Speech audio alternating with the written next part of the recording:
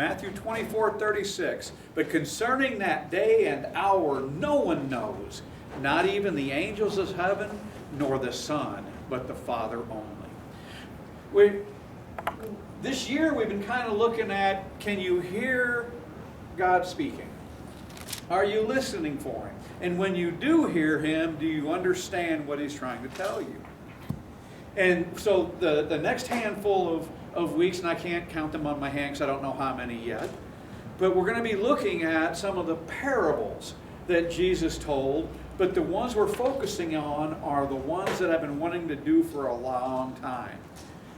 And those are the ones that say, for the kingdom of heaven is like. Love those parables. So that's what we're going to be looking at for a little while. So knowing that, are you a winner or a whiner? That may sound a little rude for me to ask you that, especially on a Sunday morning. But you don't have to answer it out loud. If you was to answer it out loud, I would hope that I would hear winner, winner, winner, winner, winner, winner, winner, winner. Chicken dinner. Chicken dinner. But sometimes we don't even know if we are winners or whiners. Every so often you got to look at your life and you got to sit back and look at it with an open mind and an open heart and talking with God. You need to take stock of your life and determine where you're going to go in the future, because you already know where you've been. You already know what your past is like. You just don't know the present because you don't know what's going to happen now. Okay, 2 seconds from now. You don't know. Or they definitely don't know what's in the future. But you have to determine where you're going to go in the future. You have to think about it and go, I'm not so happy with where I've been. And I need to make that change. So you have to answer that basic question to yourself. Are you a winner or a whiner? Are you making the most of your life? Or is time slipping through your fingers? Well, I'll tell you what. I look at this little stupid thing that I got here in my pocket. And I say every day, you know what? Facebook just sucks the life out of me. I'm not going to look at Facebook. And by golly, there I am an hour and a half later. I better get off of Facebook. I got some other stuff that I have to do. Or I sit there and I sit down after I get off of my regular day job and I sit in my recliner and I pull it back and Fearless gets in my lap and we start watching TV and next thing I know I'm... And when I am awake, it's almost always sports because after all, it is that time of year where hockey is starting its playoffs. And I love ice hockey. But I also love baseball. I also love bull riding. There's just so many things I like that is a never-ending suck the life out of you. Am I using my God-given talents for good or letting my talents lie useless?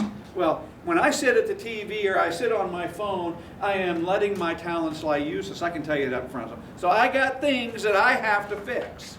I have things that I have to go to God and say, God, put the Holy Spirit into me, light my butt on fire so that I can do the things that I know I need to do and not do the things that I don't want to do. Are you winning God's approval or whining that, gosh, God isn't very nice to you? You think that's a laugh and that's a crazy statement. There's a lot of people that think that God's against them. They know Him. They claim they love Him, but they say, God, He throws everything in my way. Life is just so difficult. Are you a winner or a whiner? Be honest with yourself. Evaluate yourself in a light of a powerful story that Jesus told us Himself. And this is a lengthy one here. So let's go to Matthew 25, verses 14 through 30, and I'm using the New King James Version for this story. For the kingdom of heaven is like a man traveling to a far country, who called his own servants and delivered his goods to them. And to one he gave 5 talents, to another 2, and to another 1, to each according to his ability. And immediately he went on a journey. Then he who had received the 5 talents went and traded with them and made another 5 talents. And likewise, he who had received 2 gained 2 more also. But he who had received 1 went and dug in the ground and hid his Lord's money. After a long time, the Lord of those servants came and settled accounts with them. So he who had received the 5 talents came and brought 5 other talents, saying, Lord, you delivered to me 5 talents. Look, I have gained 5 more talents beside them. His Lord said to him, Well done, good and faithful servant. You were faithful over a few things, and I will make you ruler over many things. Enter into the joy of your Lord.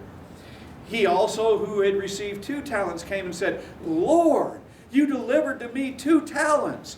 And look, I have gained 2 more talents beside them. His Lord said to him, Well done, good and faithful servant. You have been faithful over a few things. I will make you a ruler over many things. Enter into the joy of your Lord. Then he who had received the 1 talent came and said, Lord, I knew you were to be a hard man, reaping where you had not sown, and gathering where you have not scattered seed, and I was afraid, and went and hid your talent in the ground. Lord, look, you have what is yours. But his Lord answered and said to him, You wicked and lazy servant, you knew that I reap where I had not sown and gather where I have not scattered seed, so you ought to have deposited my money with the bankers, and at my coming I would have at least received my own plus interest. Therefore, take the talent from him and give it to him who has 10 talents. For to everyone who has, more will be given, and he will have abundance. But from him who does not have, even what he has will be taken away. And cast this unprofitable servant into the outer darkness. There will be weeping and gnashing of teeth. In this parable, Jesus reveals an eternity of difference between winners who work and whiners who shirk. Working winners end up sharing the master's happiness forever, while shirking whiners end up in a hellish darkness forever.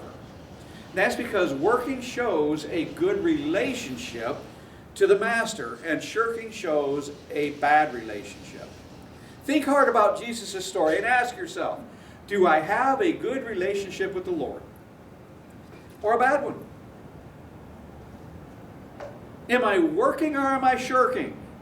Is my life heading toward eternal happiness with God or eternal weeping in hell? Am I a winner or a whiner?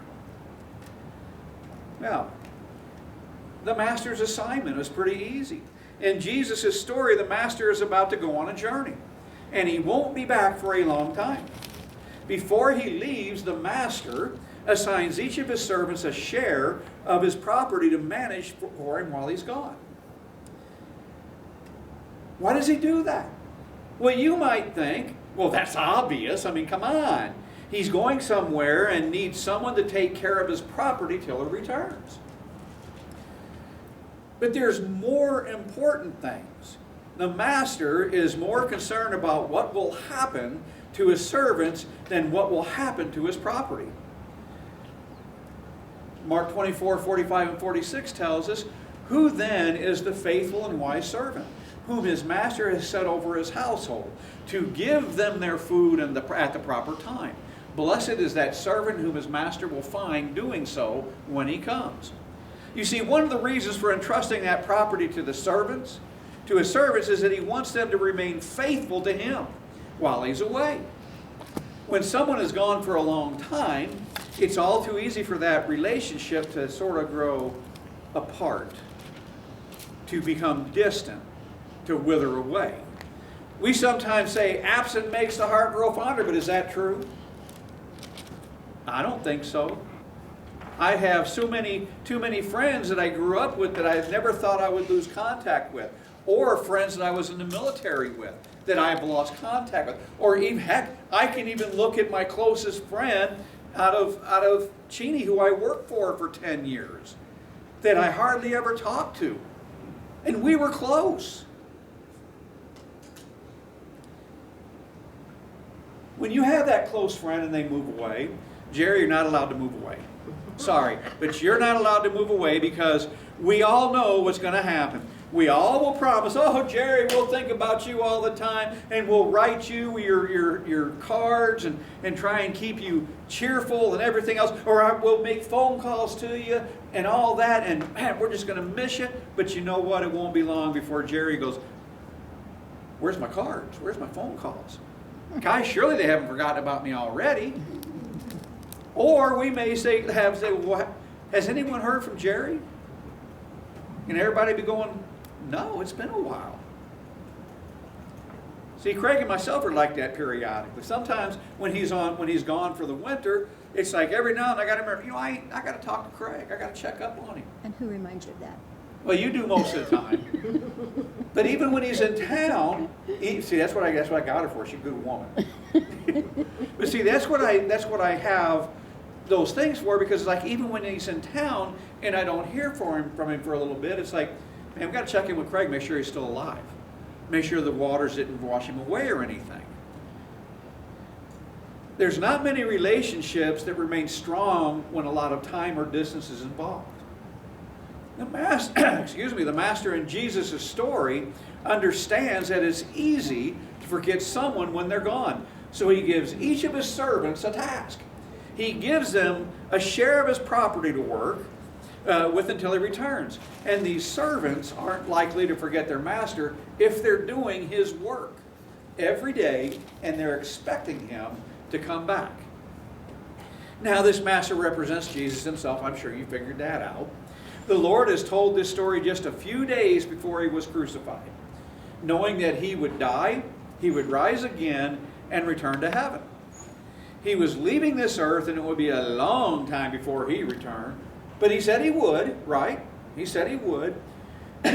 Well, what year is it right now? What year is it right now? 2026. 2026. Have you seen Jesus return yet?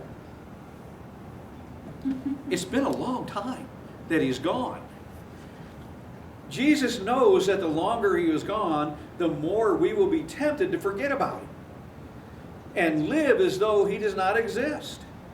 So Jesus gives us each something that we can serve him with as a continual reminder that he is our rightful master and we are his servants, no matter what or how long he waits before he comes back.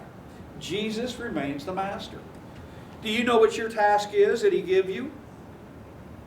Do you know what he's put on your hearts and on your minds that he said, while I'm gone, this is what I want you to do? I bet there's a lot of people in this room knows exactly what it is. 1 Corinthians 12, 4 through 6 tells us, now there are various gifts, but the same Spirit. There are varieties of service, but the same Lord. And there are varieties of activities, but it is the same God who empowers them all and everyone. You know, because we looked at it last week. We looked at one of the tasks that God gave us. To go out and make disciples of everyone in the world, teaching them his sayings and baptizing them. That's our job. To share Jesus. But that's not the only job that we have. We have other things. There are people in this room that say, this is what I want to do. This is what I want to be. This is how I want to affect everything around me and everyone around me. The talents in this parable represent the share of God's word that he gives to each of us. Abilities, money, education, family, time, opportunities, everything that we have. It's all on loan from God. Not everyone receives that same amount. Each one gets the share that God decides is fitting. The Lord commands us to advance his cause and make the most out of what he's given us. I mean, after all, we're told in Romans 2, verses 6 through 8, he will render to each one according to his works. To those who by patience and well-doing seek for glory and honor and immortality, he will give eternal life. But for those who are self-seeking and do not obey the truth, but obey unrighteousness, there will be wrath and fury. Man, that kind of sounds like what we're told in that parable. As long as we are doing His work, guess what? We cannot forget Him. And we can't forget our identity as His servants. How many of you people go out when people say, what do you do for a living? What do you tell them? Well, I'm retired, or I work at the hospital, or I'm a house mom, or I'm a bivocational pastor. Do you tell them, no, actually I'm a servant of Christ. I do what He wants me to do. And I do what He tells me He wants me to do. Jesus has another important reason for giving each of us a small part of His world, to bring out how we really relate to Him and what sort of servants that we are. Do we love Him or resent Him? Who loves Him? Let me see hands. Let me see hands. Okay, good. Oh, all shame. I see the other two ran away. And Luna's just sleeping. Wake up, dog. Raise a paw. Are we productive or useless? Someday, productive, faithful servants will be promoted beyond their wildest dreams and reign with Christ forever. Their responsibilities as co-rulers of the universe will be vast. The wealth of joy will surpass anything that money can buy. But who should hold such positions and enjoy those eternal riches? Only those who are first faithful in the small things. Your handling of what you have for a few years on earth shows whether or not you belong forever in the kingdom of heaven. Jesus puts it this way in Luke 16:10 and 11. One who is faithful in very little is also faithful in much, and one who is dishonest in very little is also dishonest in much. If then you have not been faithful in the unrighteous wealth, who will entrust you to the true riches? Before Jesus gives you huge responsibilities, or in Trump terms, huge responsibilities and privileges in the kingdom of heaven, He first tests how trustworthy you are in handling the smaller amounts here on earth. All right. Working winners. See, now that we understand that of the master, let's look at the servants, beginning with the good workers. The man who received the 5 talents went out at once and put that money to work and gained 5 more. Notice that he went out at once. He didn't sit there and hold it and go, man, what am I going to do? No. He knew what he was going to do.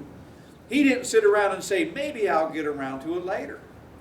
There is not a child that I know of, and that includes myself, who won't tell their mother or father or their boss when they are told to do something that they really don't want to do, and their response is, okay, I'll get to it in a minute. I'll get to it in a minute. 30 minutes later, they ask again, hey,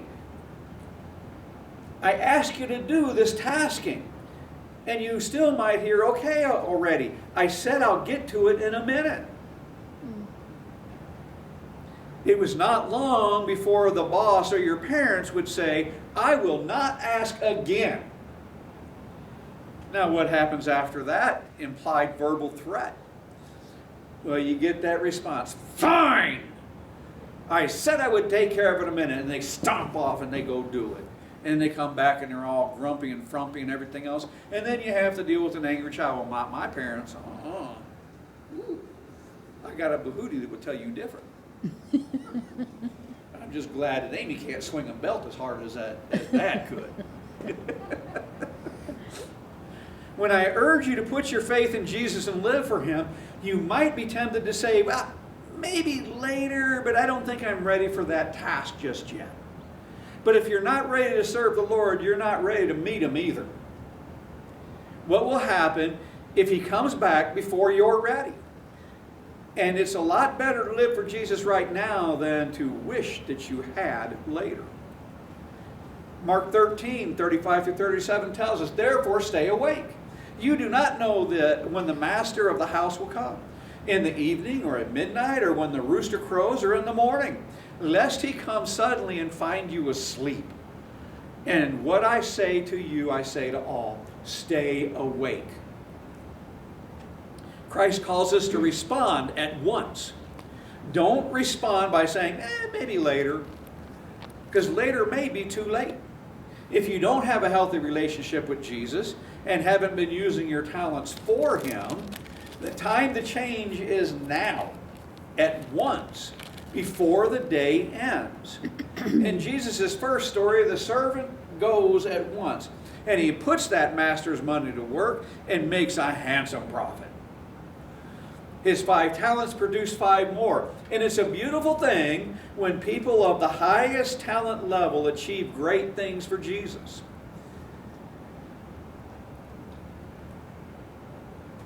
But not everybody gets the maximum talents. Not everybody does. The second servant only received 2. Did he look at the master and go, well, what the heck? How come he got more than me? That's not fair. Did you read that? Did you read that in the parable? Did that servant say that or act like that? I don't think so. That's not what I read, and I was pretty sure I read it right word for word. That second servant receives a smaller amount of 2 talents. Does he complain? No, absolutely not. What did he do? All right. He takes those 2 talents and goes and invests it and makes 2 more. Woohoo! What an awesome fella. Like the first servant, he's a winner. He is a winner. He makes the most of what he's been given. Some of us are 2 talent people. How does that make you feel? You're only a 2 talent person.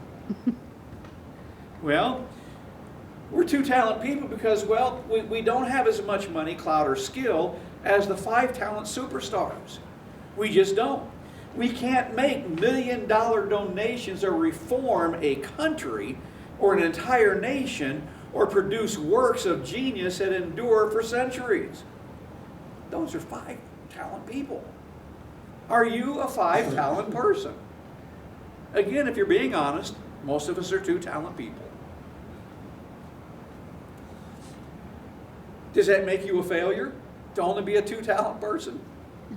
No, it does not. No, a 2 talent person can be a loving husband, a loving wife, that raises a family to be close to God, that promotes Christ everywhere they go. A 2 talent person can be a faithful parent whose children grow up to serve the Lord that you're working on. They can be a caring friend who makes a real difference to a few people. A 2 talent pastor, I'm only a 2 talent pastor, I'm sorry, because I don't make those international headlines, but I try my best to make disciples in the congregation and the community. A 2 talent giver can't give as much as a billionaire, but can still advance a good cause. Guess what? Let me tell you something. There are more 2 talent people in the world today than there are 5 talent people. All of our talents put together makes us 55 talent people.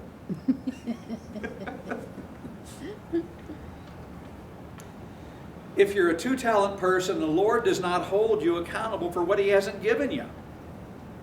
He's not going to hold you accountable for that.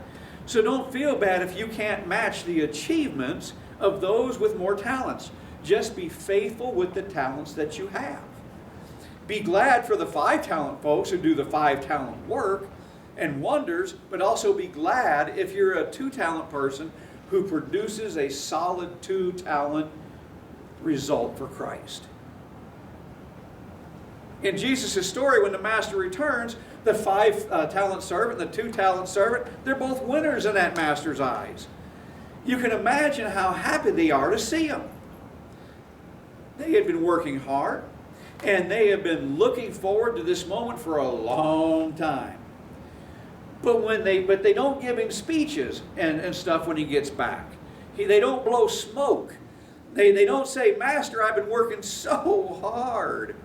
Master, I think you're a wonderful person. Master, even though you took a long time, I knew you'd always come back. They don't do any of that. Even though it's all true, they don't have to voice it. They simply say, Master, you entrusted me with 5 and 2 talents. Look what we did. We doubled what you have. Here you go. And that's all. That says it all. Their actions express what's in their hearts. Colossians 3, 23 and 24. Whatever you do, work heartily as for the Lord and not for men, knowing that from the Lord you will receive the inheritance as your reward. You are serving the Lord Christ. Now notice again that with the master's response, he doesn't say literally, all right, more money for me. No, he says, well done, good and faithful servants. The master is obviously more interested in the servant than in the money. The master sees that the servant's heart is in the right place. He's happy. The way he used the money for his master's cause is proof that he is good. And the fact that he kept working despite the master's long absence is proof that he is a faithful servant. And the master praises him. He praises that servant and promotes him. He says, you have been faithful in a few things. I will put you in charge of many things. Then he does something that gives further proof of his generous character. He says, come and share your master's happiness. He treats this man more like a partner and a friend than a servant, and invites him to enjoy all the benefits of the master's friendship and success. And the master gives the same response to the man who doubled his 2 talents. This man has produced a smaller amount, but he was given a smaller amount to start with. He's done his best with what he's been given, and that master is delighted. Jesus clearly shows that if you love him and you work for him, you can expect a warm reception in heaven, whether you have many talents or just a few. And it's not how many talents you've been given, but how well you use them. If you've been using your time, your money, and your abilities to work for Jesus and make the world a better place, Jesus has good news for you. But what about that shirking whiner? What about him? Jesus also has news for those who don't want to do the master's work. And it's not good news. In Jesus' story, one servant simply buries the talent he's been given and then digs it up when the master returns. I bet he didn't even wash it off. Handed it to him dirty. This man ends up being thrown in the darkness, weeping, meaning he ends up in hell. Doesn't that sound like an awfully harsh punishment merely for burying the talent? The man doesn't sound so bad, does he? He does not beat up the other servants. He doesn't waste the master's money on booze and wild parties. He keeps the master's money nice and safe in the ground. What's wrong with that? What's wrong with that?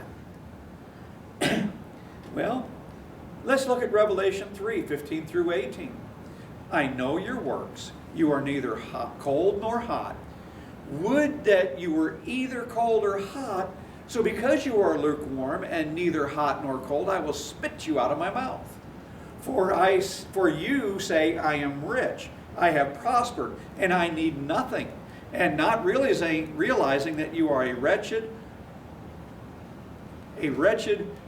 pitiable, poor, blind, and naked. I counsel you to buy from me gold refined by fire, so that you may be rich, and white garments, so that you may clothe yourself, and the shame of your nakedness may not be seen, and salve to anoint your eyes, so that you may see. You see that 1 talent dude? In Laodicea, they had a deal. Up on the high mountains, there was some hot springs that were for medicinal purposes, full of minerals and other such things. You ever sat in a good hot spring when you're aching and you're hurting, Yes. and when you get out of it, you're like, oh man, I feel so much better. Now on another portion of a different mountain, there was cold springs. Now, I don't know about you, but when things are nice and hot and you're just dying of thirst, a wonderfully cool, cold glass of water it just hits the spot like none other. But you see, when those came together just before Laodicea, and that hot minerals and that ice cold water started mixing and it got lukewarm, it's almost like drinking water out of a well that has a little bit of sulfur in it. It stinks, it tastes bad, and it's just horrible and you want to spit it out. This servant was just like that. He was that lukewarm stuff. He wasn't healing. He wasn't cool and refreshing. He was on the fence. I didn't want to be either. I was afraid of you. The man's problem is this: he refuses to commit himself. He's on that fence. If he had had a good relationship with his master, he would go to work right away, like the other servants. But he resents his master and would rather take his chances that the master won't return. He doesn't dare squander the master's money on wild parties. He's too selfish to work and too timid to rebel. He tries to play it both ways. He does his own thing while the master is gone, but he keeps the talent in a safe place, just in case the master returns and demands it back. Maybe you have just enough religion to be a little afraid of God, but maybe not enough to love Him or work hard for Him. You're not using your life to advance the cause of Christ, and you're not really eager for the Lord to return, but you still hedge your bets. You still hedge them, just in case He does return. You get married in the church ceremony and you go along with the form of religion you grew up with. That's kind of an insurance policy. We know people like that, right? You're not about to devote your life to serving God and helping people, but you don't quite dare to throw it away either. So you bury your obligation to God in a safe place. You may even dig it up on occasional Sunday morning to make sure that it's still there. Well, the day of reckoning comes. We noticed earlier that when the hard-working Whiners reported the master, they didn't need but a few words. Their actions spoke for them. But the shirking Whiner is another story. He's another story. He gives a speech. He explains why he didn't put his master's money to work. The master is harsh and it takes what doesn't belong to him, etc., etc., etc. But in the midst of all these excuses, the whiner condemns himself. The more he talks, the more he shows his laziness and his bad attitude toward the master. Have you ever noticed that the less people accomplish, the longer their explanations become? Whiners always have plenty of excuses, even in the relationship to God. Lord, you're such a harsh master. You allow so many unfair things to happen. You demand so much and give so little. In light of what the harsh master you've been, Lord, you should be grateful in spite of it all. I have kept going to church, and I've never plunged into a really filthy lifestyle. Here's what you gave me. You can't expect much more. A whiner often tries to blame the master. Was the master having any of it? Ooh, no. Notice the master doesn't even try to refute the whiner's negative opinion of him. There's a problem in the relationship, all right, but the problem is with the servant, not the master. It's clear from the way the master treated the faithful servants that he was in fact very generous. But he doesn't bother explaining that. Why should he explain? He doesn't have to answer to the servant. The servant must answer to him. His message to the whiner is, we're not here to discuss what kind of master I am, but what kind of servant you are. And I'm not the one being judged here. You are, and you're wicked and lazy. Hebrews 4:11 through 13. Let us therefore strive to enter that rest, so that no one may fall by the same sort of disobedience. For the word of God is living and active and sharper than a two-edged sword, piercing to the division of soul and of spirit, of joints and of marrow, and discerning the thoughts and intentions of the heart. And no creature, I should have highlighted this, and no creature is hidden from his sight, but all are naked and exposed to the eyes of him to whom we must give account. You can't hide it. He knows. On Judgment Day, we won't be judging the Lord. He will be judging us. And the Lord will condemn whiners. People who want to avoid serving Christ and want to stay out of their lives will finally get their wish, and in a most horrible way. And their responsibilities and talents and everything that they had will be taken away. And they will be banished from his presence forever. And I consider that being cast into hell. So just what is a healthy relationship? Let's return to the question we started with. Are you a winner or a whiner? If you're a whiner, you need to change before it's too late. Does this mean that you just need to try harder and do a bit more to earn the master's approval? No. No. You need more than a New Year's resolution. You need more than making a wasteful promise. You need a new relationship to Christ. Before you can change your actions, your attitude must change. You need an attitude adjustment. That's what you really need. You need to believe in Jesus and love him and expect that he will come again. You can't create this new relationship on your own. The Lord must do it within you. So begin by admitting that your relationship to Jesus is not what it should be, and that the fault is yours. It is ours, not his. Admit to Jesus that you have not loved him or longed for his return. Admit that you have resented or ignored his claims on your life. Admit that you have been shirking instead of working and whining instead of winning. Grieve over your sin and turn away from it. Ask the Lord to have mercy on you and to forgive and to give you a new attitude and a new relationship. Jesus died so that sinners could put the past behind them and start over. And he sends his Holy Spirit to transform us, to transform the people from whiners to winners. The Lord can change not only what you do, but who you are. If the Lord gives you a new heart and creates in you a warm love for him and a strong faith that he is coming again, you will go from shirking to working, from whining to winning. Then what you do to serve him will spring naturally from your relationship with him. If you are already a believer who is working faithfully for Jesus, then Jesus' parable gives you strong encouragement to keep it up. Keep going. Perhaps you sometimes become a little weary in doing good because you just don't see any results. And you wonder why it's taking so long for him to return. How many of us have said that? How much longer, Lord, are we going to live with this garbage? When are you coming back? Why can't you come back now? Take heart. Jesus is coming again. And he will give a generous reward to all who love and work for him.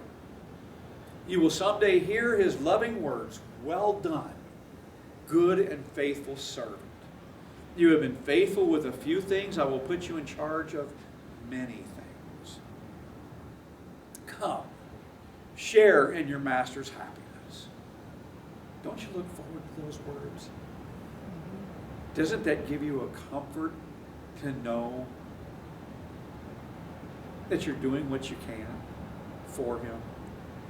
Whether you have a lot of talents to work with or only a few, your ultimate reward is to share in the infinite eternal happiness of Jesus the Master. As we go out this week, if your attitude's kind of poorly, ask him to change it. Ask him, "Lord, what the talents that you give me, how do you want me to use them?" And start using them that way. Be good and faithful servants. Let's go to prayer.